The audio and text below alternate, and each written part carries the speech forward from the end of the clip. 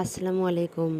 আপনাদের মনে আছে কয়েকদিন আগে আমি একটা ভিডিও দিয়েছিলাম, যেখানে দেখিয়েছিলাম রেণু ছাড়া ৩-৪ দিন পর আমরা পুকুরে টানা দিয়েছিলাম, কিন্তু অনেক চেষ্টা করেও একটা রেণুরও দেখা পাইনি।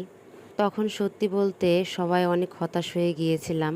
যারা টানা দিচ্ছিল তারাও বলতে শুরু করেছিল, মনে হয় রেণু এবারও হয়নি। এক মুহূর্তের জন্য আমাদেরও মনেও দুশ্চিন্তা চলে এসেছিল। এত কষ্ট, এত প্রস্তুতি, তাহলে কি সত্যিই কোনো সমস্যা হলো? কিন্তু আমি একটা কথা সবসময়ই বিশ্বাস করি, একবার দেখে কোনো সিদ্ধান্ত নেওয়া ঠিক নয়। তাই সেদিন রাতে আবার পুকুরে গেলাম। একটা ছোট বাটি দিয়ে পুকুরের পাড়ের এক পাশ থেকে আলতো করে দেখলাম। আলহামদুলিল্লাহ কয়েকটা সুন্দর রেণুর দেখা পেলাম। তখন মনে হলো না, রেণু আছে, শুধু সঠিকভাবে দেখতে হবে।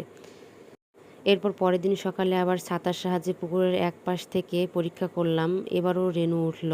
তারপর আবার নতুন করে টানা দিলাম। তখন বুঝতে পারলাম আগেরবার আসলে সমস্যা রেণুতে ছিল না, সমস্যা ছিল টানা দেওয়ার পদ্ধতিতে। ঠিকঠাকভাবে টানা না দেওয়ার কারণে রেণুগুলো জালে আসেনি। এই অভিজ্ঞতা আমাকে একটা বড় শিক্ষা দিয়েছে। মাছ চাষে কখনো তাড়াহুড়ো করে সিদ্ধান্ত নেওয়া যাবে না। অনেক সময় আমরা চোখে যা দেখি বাস্তবতা তার থেকেও একদম ভিন্ন হয়।